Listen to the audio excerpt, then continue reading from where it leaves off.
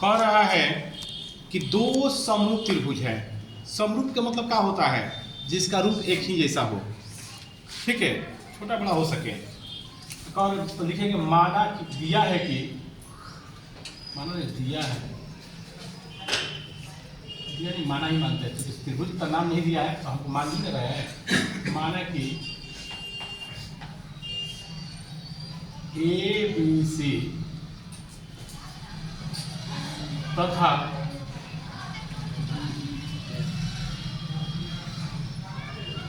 D E F है,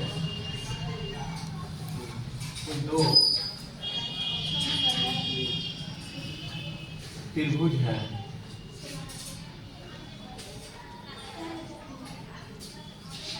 दो समरूप त्रिभुज है। क्या बच्चों? समरूप त्रिभुज है। समरूप कहने का मतलब ये होता है, समरूप कहने का मतलब ये होता है कि त्रिभुज ए बी सी समरूप है त्रिभुज डी एफ के, ठीक। और नियम कहता है कि जब दो त्रिभुज समरूप होते हैं तो उनकी संगत भुजा अनुपातिक होती है। उनकी संगत भुजा क्या होती है? अनुपातिक। तो हाई वाला का ए बी, ये वाला का डी बी, ए बी बटा में डी, ये वाला बी सी, ये वाला ई एफ, बी सी बटा में ई एफ, हाई वाला ए सी, हाई वाला डी एफ, ठीक। कब ये नियम कब लगता है? जब दो त्रिभुज समरूप होता है तब। साथ ही साथ समरूप खाली कह दिया है समरूप ना, एक और बात होता है, हाई कोना ए डी के बराबर, कोण ए बराबर डी, कोण बी बराबर कोण ई, कोण सी बराबर कोण एफ, यानी सी बराबर एफ के, बी बराबर ई के, ए बराबर डी के, ठीक। सिद्ध करना है,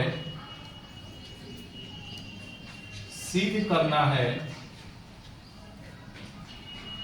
देखिए क्या सिद्ध करना है कि त्रिभुज एबीसी का क्षेत्रफल बटा में त्रिभुज डीईएफ का क्षेत्रफल, यानी त्रिभुज एबीसी का क्षेत्रफल बटा में त्रिभुज डीईएफ का क्षेत्रफल बराबर क्या होगा तो जान लीजिए,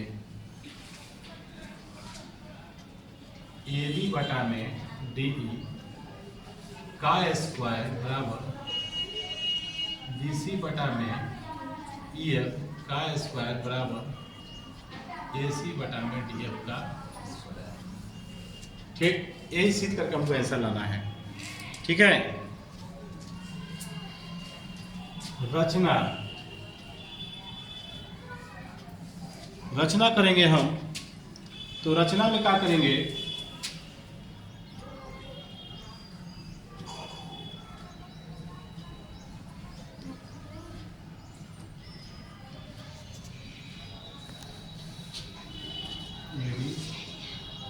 ए एम और डी एम, देखिए रचना में मैंने क्या किया कि ए एम लंब है भाई, ए एम लंब है कोना पे बीसी पे, और ये डी एन लंब है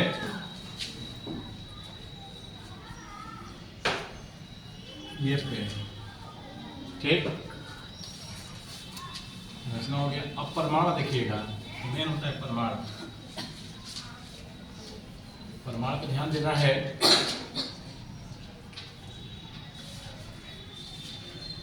देखिए तो लिखेंगे त्रिभुज ए बी सी का क्षेत्रफल, त्रिभुज पहले ए बी सी में लिखेंगे, ए बी सी में ये वाला त्रिभुज में चल रहा है, तो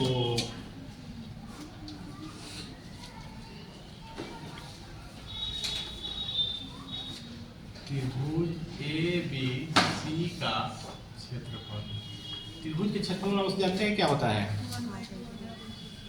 1/2 आधार गुणे शीर्ष लंब। क्या होता है जी? 1/2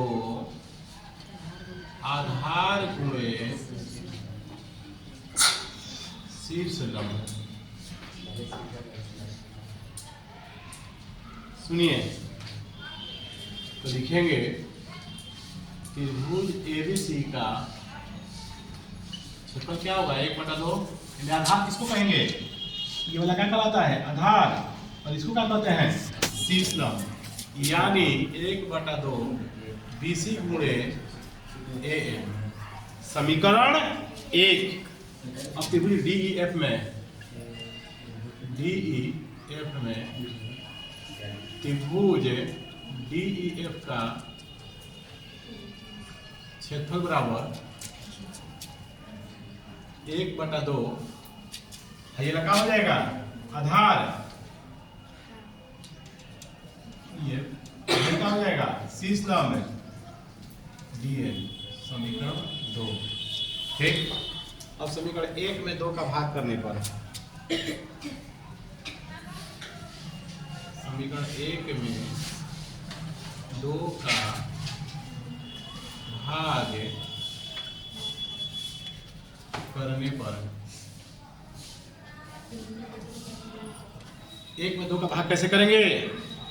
तो लिखेंगे पहले त्रिभुज एबीसी का क्षेत्रफल बटा त्रिभुज DEF का क्षेत्रफल। त्रिभुज एबीसी का क्षेत्रफल बटा में त्रिभुज DEF का क्षेत्रफल।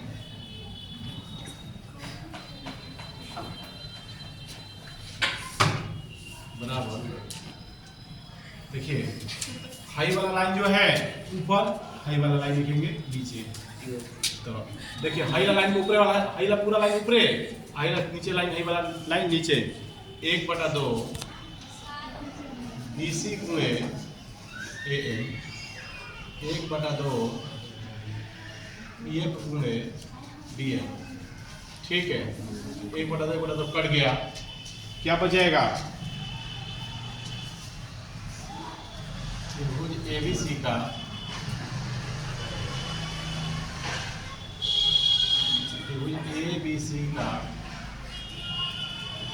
क्षेत्रफल DEF का क्षेत्रफल।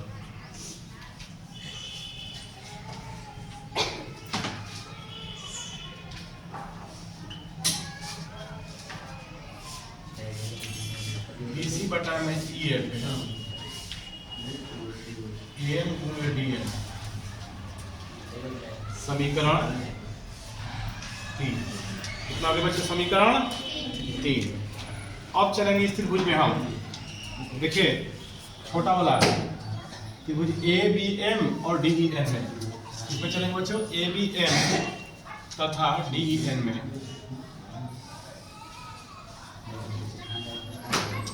तो बोर्ड पर ध्यान दो। त्रिभुज ABM तथा त्रिभुज DEN में। ABM कहाँ है और DEN कहाँ है? देख लीजिए। तो ABM और DEN है ना। देखिए कैसे बनाएंगे, इसको समरूप करना है। कौन कौन त्रिभुज को? इसको और इसको। कैसे करेंगे? तो देखिए, चाहे B बराबर E का है, B बराबर E है। कहां से B बराबर E? दिया है, दिया है।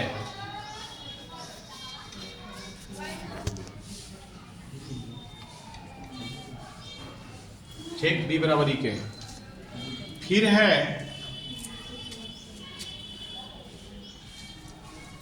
भाई पूरा, देखिए आप और नहीं रहा है। चलिए यहाँ इसके आगे बाद बनाते हैं, पहले इतना उतार लीजिए।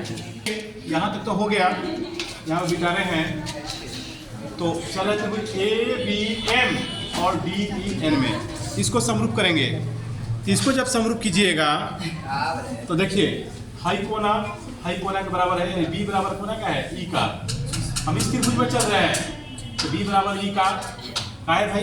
B बराबर E दिया हुआ, देखिए यहाँ पे उभयनिष्ठ है, उभयनिष्ठ नहीं है ये, एक मिनट, ये दिया है, सुनिए, ये दिया है m जो है ये 90 है, इसमें n 90 है, m बराबर n का है समकोण है। तो किसी त्रिभुज के दो कोना मात्र मिल जाए, यानी हाई कोना हेकर बराबर हाई कोना हेकर बराबर, तो त्रिभुज क्या हो जाता है, समरूप हो जाएगा। यानी त्रिभुज ABM समरूप हो जाएगा DN के, यानी ये त्रिभुज समरूप हो गया। आज नियम कहता है कि जब कभी दो को त्रिभुज एक जैसा हो जाएगा तो उसकी संगत भुजा अनुपातिक होगा। तो हे छोटा वाला त्रिभुज में AB और हाई वाला में DE, AB बटा में क्या हो गया DE, हाई वाला में AM, हाई वाला में DN, AM बटा में DN। ठीक है, समीकरण हो गया। इसको समीकरण कर लेते हैं 5। कितना कर लेते हैं बच्चों, 5। अच्छा, अब लिखेंगे यहाँ पे समीकरण 1 से, कितना से लिखेंगे बच्चों, समीकरण जाने की तो प्रॉब्लम हो जाएगा, एक से लेकर चलना है।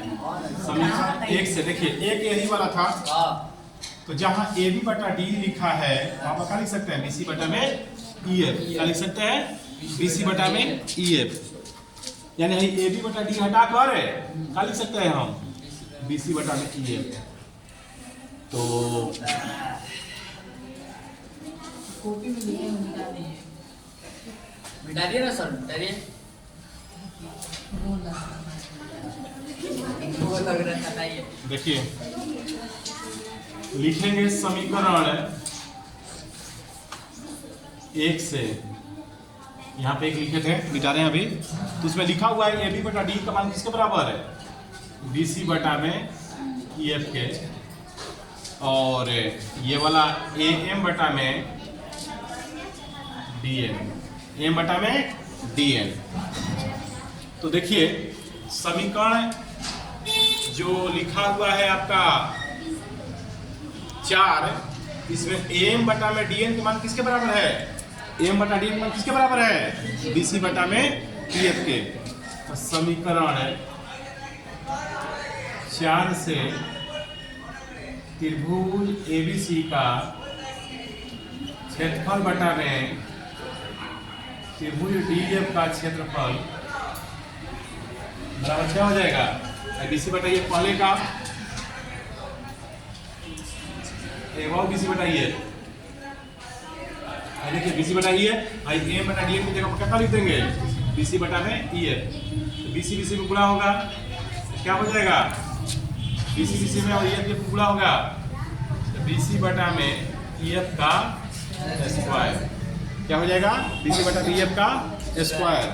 अब लिखेंगे समीकरण 1 से, समीकरण 1 में देखिए क्या लिखा हुआ है, AB बटा में D, देखिए विचार दिए या विचारे हैं अभी, उसमें लिखा है AB बटा में D बराबर BC बटा में EF है, AC बटा में DF, देखो लिखा है शुरू में, समीकरण 1 जो लिखवाए हैं, अभी जो बनवाए समीकरण 1 यहाँ विचार दिए यहाँ पर है, यानी जहाँ BC बटा EF लिखल बा क्या लिख सकते हैं हम, AB बटा में D भी लिख सकते हैं, क्योंकि तीनों बराबर लिखे हैं, और वहीं पर लिख सकते हैं AC बटा में हम DF भी। तो इस आधार पर क्या हो जाएगा, त्रिभुज ABC का क्षेत्रफल बटा में त्रिभुज DF का क्षेत्रफल बराबर हो जाएगा AB बटा में DE का स्क्वायर बराबर BC बटा में EF का स्क्वायर बराबर AC बटा में DF का स्क्वायर। ठीक है बच्चों, ये आया है 2025 में क्वेश्चन आ चुका है, पिछले साल आया हुआ है क्वेश्चन ये।